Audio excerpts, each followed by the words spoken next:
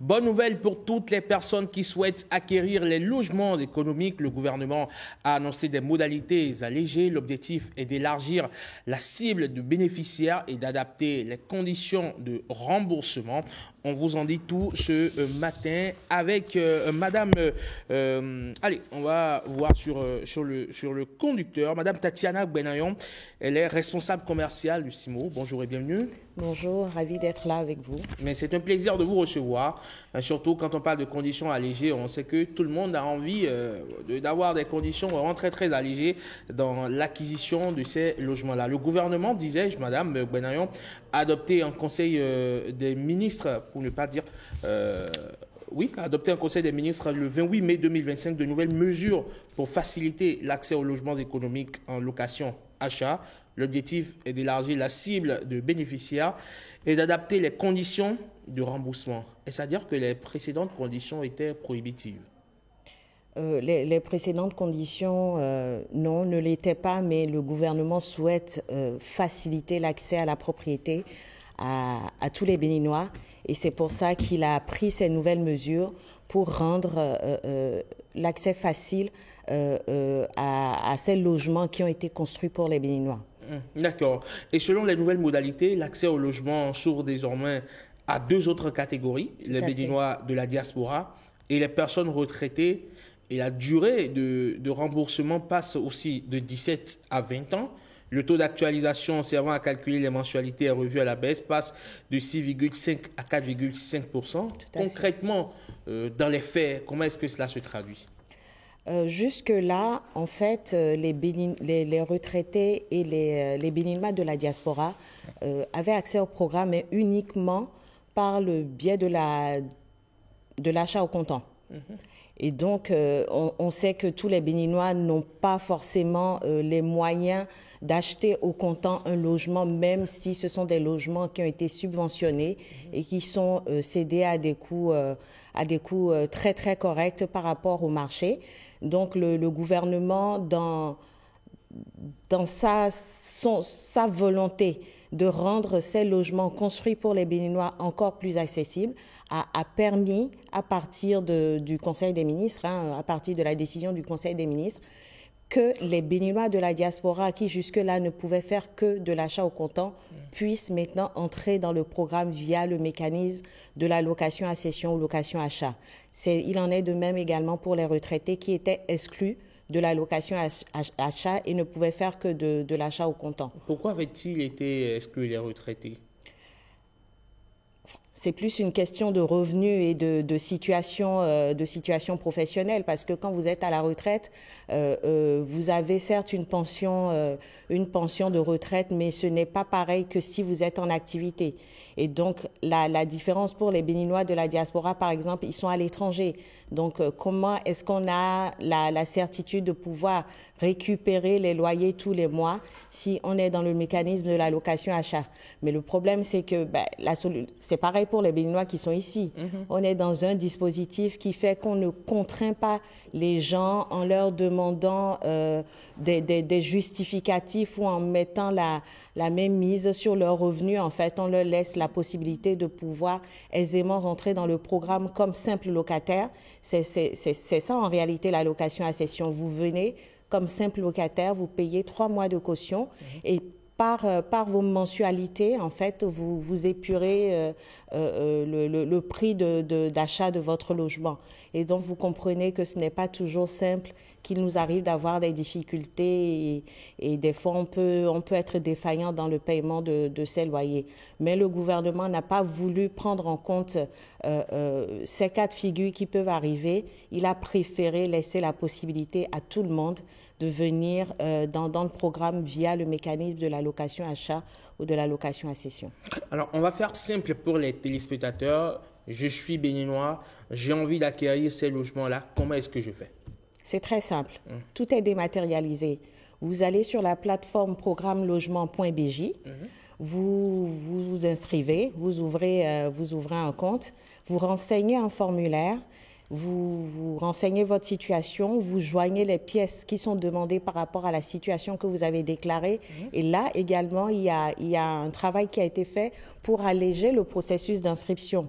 Au jour d'aujourd'hui, il suffit de remplir le formulaire, de choisir votre logement, de joindre votre pièce d'identité, en tout cas pour ce qui concerne les logements économiques, et de pouvoir payer les frais d'étude de dossier qui varient de 50 000 si vous choisissez un logement social ou de 100 000 si c'est un logement économique. Et voilà, le processus est fait. Votre dossier va arriver au niveau du back-office de la CIMO qui a mandat pour étudier ces dossiers. Et une fois que votre dossier a été étudié et que vous correspondez aux critères définis par l'État, bien évidemment, on vous passe en comité d'attribution, qui est un comité indépendant composé de 5 membres, dont un du ministère des Finances, un du ministère du cadre de vie, un représentant l'une des mairies, puisque pour le moment, le programme il est effectif à Porto Novo et à Ruedo et bientôt à Paracou. Et puis, un représentant de la CIMO qui sert de rapporteur par rapport aux séances de comité. Une fois que le comité a statué et a décidé que, compte tenu des conditions, vous êtes éligible, il vous attribue le logement s'il est disponible. Et par rapport à ce logement, en fait, toutes les attributions seront rendues publiques pour qu'il y ait une traçabilité, pour qu'il y ait une clarté et que voilà, qu'on ne se retrouve pas dans des situations qu'on a déjà vécues auparavant. C'est depuis le 20 février 2025, donc le 20 février dernier, que la commercialisation donc, des premiers logements a démarré. Est-ce qu'on peut dire que ça connaît un franc succès? L'engouement n'a pas baissé. On s'en rend compte tous les jours en voyant les gens qui viennent visiter des logements témoins aménagés exprès pour que les gens puissent se projeter. Les gens viennent tous les jours voir ces logements. Le nombre d'inscriptions sur la plateforme n'a pas non plus baissé. Au contraire, avec les allègements et les nouvelles dispositions, les inscriptions ne cessent d'accroître. Et donc, on peut dire que l'engouement, il est réel puisque c'est un programme inédit. Voilà, vous venez avec 3 mois de caution, vous payez tous les mois votre loyer ou votre mensualité plutôt. C'est pas comme si vous le faites et vous n'y vivez pas, vous continuez de vivre dans le logement. Une fois que vous avez fini de payer votre logement, vous devenez propriétaire avec à la clé une sécurité juridique qui est un titre foncier qui vous est attribué lorsque vous avez soldé votre achat. Donc voilà, ce sont des conditions très abordables, en sachant que si un Béninois aujourd'hui, par rapport à tout le travail qui a été fait sur ces différents sites, doit construire lui-même son logement avec les mêmes matériaux, ça lui coûterait 2 fois plus cher, sans garantie de pouvoir entrer en temps voulu dans son logement. Ici, vous avez des logements clés en main qui sont avec un foncier viabilisé. Vous avez la fibre optique, vous avez l'électricité, vous avez l'eau. Vous avez juste à poser vos meubles et vous avez même des chauffe-eau qui sont installés. Vous avez juste à poser vos meubles et vous êtes chez vous. Alors, les prix des logements en achat au comptant ne changent pas et les règles d'acquisition des logements de type D réservés donc aux agents de l'État aussi restent identiques, 97 000 francs par mois sur 25 ans. Pourquoi ces conditions-là n'ont pas été elles aussi revues? Parce que les conditions pour l'acquisition d'un logement social par un fonctionnaire de l'État béninois, ces conditions sont déjà quand même, il faut l'avouer, bien revues parce que ce sont les logements qui ont été le plus subventionnés par l'État. Et là, on parle d'agents de l'État. L'État est soucieux de pouvoir loger les personnes qui travaillent pour lui et qui malheureusement n'ont pas toutes ces garanties pour avoir accès à un prêt immobilier. Donc 97 000 de loyer par an avec l'assurance d'être propriétaire à la fin. Par mois, hein? Par mois, 97 000 de loyer par mois. Avec l'assurance surtout d'être propriétaire à la fin, parce que il faut se l'avouer, aujourd'hui, vous pouvez être, je ne sais pas moi, à 50 000 de loyer tous les mois, vous pouvez rester 20 ans, 50 ans, 100 ans. Si le propriétaire ne décide pas de vendre son bien, ben vous restez simple locataire à vie. Alors que là, on vous offre l'opportunité de devenir propriétaire en payant 97 000 francs de mensualité pour votre logement. Voilà. Et à date, est-ce que les fonctionnaires se ruent vers vers le logement ou ils se font tout Vous ne déjà? pouvez pas imaginer quelle opportunité c'est pour beaucoup de fonctionnaires parce que aujourd'hui, on vous parle quand même de T4, hein, on vous parle de villa, on ne vous parle pas d'appartement. En tout cas, pour le logement social, on vous parle de villa avec 3 chambres à coucher, un séjour, une cuisine, une salle d'eau, une arrière-cour et tout ça dans un environnement aménagé pour votre bien. Et on parle d'une maison. Et là, c'est pas, voilà. Donc, vous pouvez imaginer que c'est l'opportunité d'une vie pour pas mal de fonctionnaires de pouvoir enfin devenir propriétaires. Alors, on sait, hein, le programme de logement socio-économique a été lancé par le gouvernement et vise la construction de 20 000 habitations accessibles aux Béninois. Est-ce que tous les 20 000 logements aujourd'hui sont prêts? Non. Ça va être fait phase par phase. Là, on est à la phase 1 et ça concerne essentiellement les villes de Wedo dans la commune d'Abomey-Calavi, de Porto Novo et de Paracou. En sachant qu'aujourd'hui, on est sur la construction de 10 000 logements, un peu plus de 10 000 logements sur Wedo. On est sur 173 logements à Porto Novo et bientôt 250 logements à Paracou pour la phase 1. Après, ce sera d'autres villes comme Abomey, Boyikon, Natitengu, Malanville et tout ça. Donc, c'est au fur et à mesure qu'on arrivera à atteindre ces 20 000 logements. Et quand on parle du taux d'actualisation qui sert à calculer les mensualités qui est revu à la baisse, passant de 6,5 à 4,5%, en termes de simulation simple, ça donne quoi?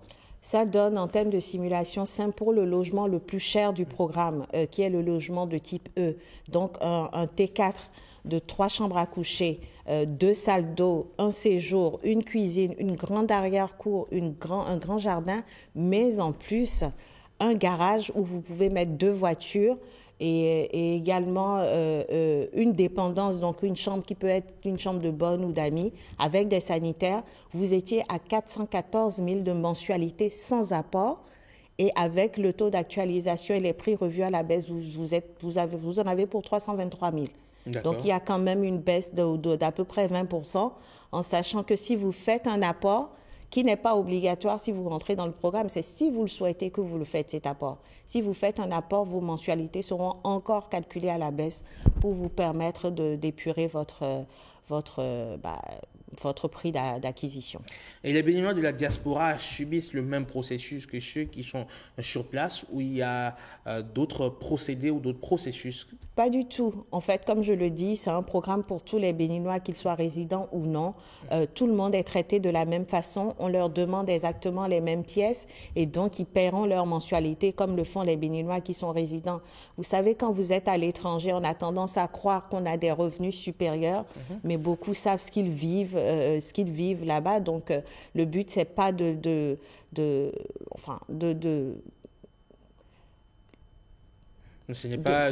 les acculer, mais plutôt de les aider à acquérir un logement décent au Bénin, ce qui est très compliqué quand vous devez envoyer de l'argent tous les mois et que vous n'avez pas l'assurance que cet argent arrive même à acheter le nombre de paquets de ciment que vous avez prévu.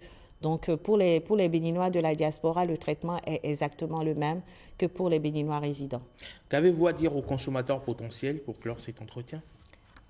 Venez sur le programme 20 000 logements. C'est une opportunité de vie que vous offre le gouvernement béninois. Vous êtes dans des sites, vous êtes sur des sites avec des aménagements paysagers, avec des équipements socio-communautaires parce que sur ces différents sites, vous aurez des écoles qui vont vous permettre de scolariser vos enfants pas très loin. Il y aura des centres de santé qui seront construits. Vous aurez également des commerces de proximité, des infrastructures du quotidien comme je sais pas moi, une agence de la SONEB, en fait, une agence bancaire, en fait, tous ces équipements dont on a besoin au quotidien et vous êtes sur des logements clés en main, viabilisés, construits dans des matériaux de qualité. Donc voilà, c'est vraiment une opportunité pour chacun de pouvoir accéder au programme 20 000 logements et d'en devenir propriétaire. Merci beaucoup à vous, Madame Tatiana Gbenayon. Vous êtes la responsable commerciale de la CIMO. Merci d'être passée sur Bonjour le Bénin, partager ces opportunités avec les téléspectateurs, les Béninois qui s'impatientent sans doute de faire appel à vous, à votre structure, bien sûr, pas vous, entité personnelle, pour entrer en possession de leur logement. Je vous remercie. Merci beaucoup. Passez une excellente journée du mercredi. À très bientôt. Merci.